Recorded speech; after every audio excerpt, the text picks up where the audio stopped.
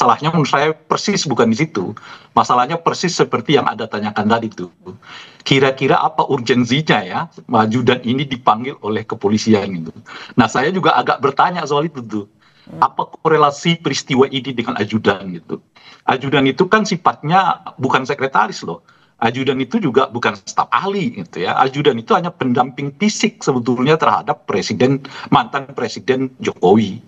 Nah, dalam konteks itulah jadi pertanyaan, lah ini ajudan korelasinya dengan peristiwa ini kira-kira apa gitu.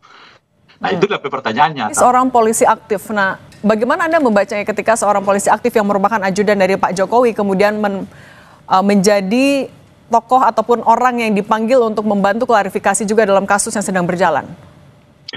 Kalau itu sih tidak ada masalah ya. Siapapun warga negara kalau mau dipanggil untuk dimintai keterangan terkait dengan hal tertentu, ya itu mau ya polisi aktif atau purnawirawan, tentara aktif, bahkan menteri macam-macam ya. Ada penjelasan Karo Humas yang menyatakan akan menghadirkan sebagai ahli. Loh, ini yang kami keberatan. Ini mungkin lebih gampang gini, mungkin biar pemirsa paham. Di Polda kemarin kita bahas soal 7 ahli dihadirkan oleh Polda. Sudah selesai diperiksa, multidisiplin ilmu. Pertanyaannya, ada nggak dari satu mereka yang keluar-keluarin media? Tidak ada. Ahli yang benar itu dia memeriksa, nanti jelaskan pada hakim. Ini kan belum apa-apa sudah bicara sana, bicara sini. Apa yang mau begitu? Nanti lama-lama Pak Betor juga dijadikan ahli gitu ya, ahli komik misalnya gitu kan. Nah itu, Bang Yakub bagaimana menanggapinya? Apa urgensinya seorang ajudan? Kenapa tidak staf ahli yang lain ataupun sekretarisnya? Ya, mungkin kembali lagi, mungkin mengenai hal ini kan yang paling tepat untuk menjawab adalah nanti para penyelidik di Polda Metro Jaya, Mbak. Namun secara umum seorang saksi itu kan ketika diundang, sehubungan dengan suatu dugaan tindak pidana, tentu seorang saksi ini tentunya diduga telah mendengar, melihat, atau mengalami juga dugaan tindak pidana apa yang sedang dilakukan penyelidikan. Jadi kalau kami melihat ya tentunya mungkin Mas Syarif sebagai orang yang paling dekat dengan Pak Jokowi, sebagai ajudannya tentu mungkin sebagai seorang saksi melihat, mendengar, dan mengalami juga apa yang Pak Jokowi laporkan sebagai dugaan tindak pidananya. Ya mungkin sekitar itu, Mbak. Ya, kita paham lah. Kalau misalnya peristiwanya itu misalnya contoh loh ya, untuk mengundangnya ya monggo-monggo aja, silakan saja, meskipun di kita yang merasa bahwa apa urgensinya, apa korelasinya antara ajudan mantan presiden dengan peristiwa yang merasa diadukan oleh beliau terkait dengan pencemaran nama baik itu. Di situ sebetulnya persoalannya gitu. Ya apa? Apakah yang disampaikan itu berdasarkan hanya intuisi sendiri, hanya imajinasi sendiri, atau subjektivitas sendiri? Tetapi kalau kemudian dasarnya ada teorinya, ada asasnya, ada normanya, ada filsafatnya, maka itulah kemudian batu uji. Itulah kemudian kadangkala yang menjadi persoalan di dunia hukum kita, bahwa satu persoalan bisa menghasilkan perbedaan pandangan karena perbedaan sudut pandang itu.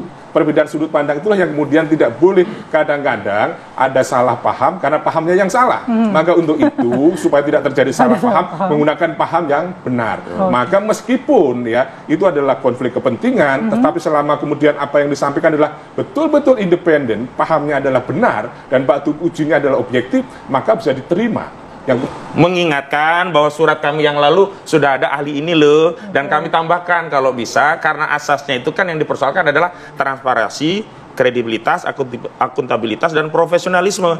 Dan menurut kami agar ada transparansi dan akuntabilitas harus ada pihak-pihak lain. Maka kami usulkan juga Komnas HAM untuk dilibatkan, DPR RI untuk dilibatkan, dan kami tidak tahu apa Komnas HAM DPR juga diundang. Nah, kami serahkan sepenuhnya kepada Barreskrim. Nah, kesimpulan kami adalah begini. Terlepas ini adalah sesuatu yang mungkin bagi para pihak ada yang setuju atau tidak, ya ini sudah terjadi maka kita ikuti. Yang kedua, terlepas bahwa pihak-pihak dilibatkan ada yang setuju ada tidak, tapi ternyata Barreskrim sudah mengambil kesimpulan kepada kami, mengundang kami sekaligus bisa ya membawa pihak-pihak yang dirasa bisa membantu dalam proses itu. Nah, karena itulah kami akan rapat untuk menentukan siapa saja dari pihak-pihak kami yang akan kami bawa, agar apa? Kami juga punya kepentingan agar perkara ini bersifat komprehensif gitu loh, agar tidak ada nut itu yang belum terjawab. Maksud saya begini, kalau nut itu belum terjawab, akhirnya kan masyarakat ya wajar Kenapa itu tidak dituntaskan? Dan kemudian, dulu kan saya sempat katakan, kita kan nggak mungkin menerima hasil dari sebuah proses yang kita tidak dilibatkan. Masyarakat kan butuh itu.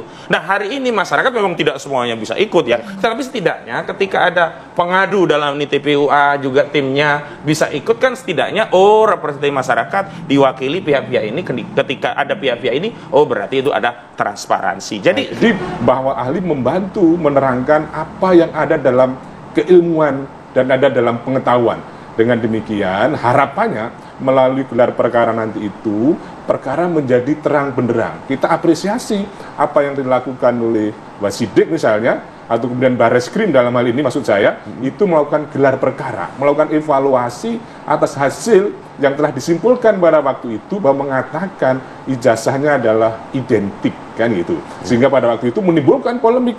Belum tentu itu adalah identik, kemudian asli, otentik kan sesuatu yang berbeda. Bahwa soalannya adalah apakah nanti hasil ini kemudian mengakhiri semuanya itu.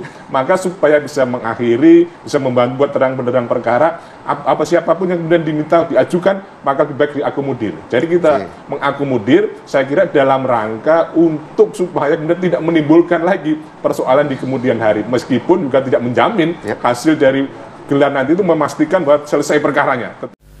Apa ya urgensinya panggil ajudan Jokowi untuk kasus ijazah palsu? Ini jelas sekali bahwa polisi masih takut atau segan periksa majikannya. Yang diberpolemikkan majikannya, kok ajudan yang dipanggil? Langsung aja Pak Jokowi yang dipanggil biar jelas dan berita tak membias kemana-mana. Apa mau tanya pernah lihat ijazah asli Jokowi? Sungguh ini menjadi sangat aneh dan semakin mengundang banyak perhatian publik.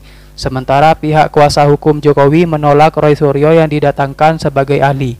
Kebalikan logikanya. Polda Metro Jaya periksa ajudan Jokowi terkait kasus tuduhan ijazah palsu. Polda Metro Jaya melakukan pemeriksaan terhadap ajudan Presiden RI ke-7 Jokowi, Muhammad Kompol Syarif Firmansyah, terkait laporan tuduhan ijazah palsu. Hal tersebut diungkapkan Kabid Humas Polda Metro Jaya Kombes Pol Ade Ari Syam Indradi pada hari Jumat, sebagai dikutip dari Antara. Dia mengungkapkan Kompol Syarif telah memenuhi panggilan tersebut. Dia mengatakan polisi telah memeriksa 49 saksi dalam proses penyelidikan kasus tuduhan ijazah palsu milik Jokowi. Menurutnya, 49 saksi yang dimintai keterangan adalah yang mengetahui, mendengar, dan melihat adanya peristiwa tersebut termasuk dari pihak terlapor. Saksi yang mengetahui, mendengar, dan melihat adanya peristiwa ini dan para terduga terlapor, kata Ade Ari. Dilansir dari Antara, Kompol Syarif didampingi dua kuasa hukum Jokowi, yaitu Yakub Hasibuan dan Andre Pasaribu saat memenuhi panggilan di Polda Metro Jaya pada hari Kamis.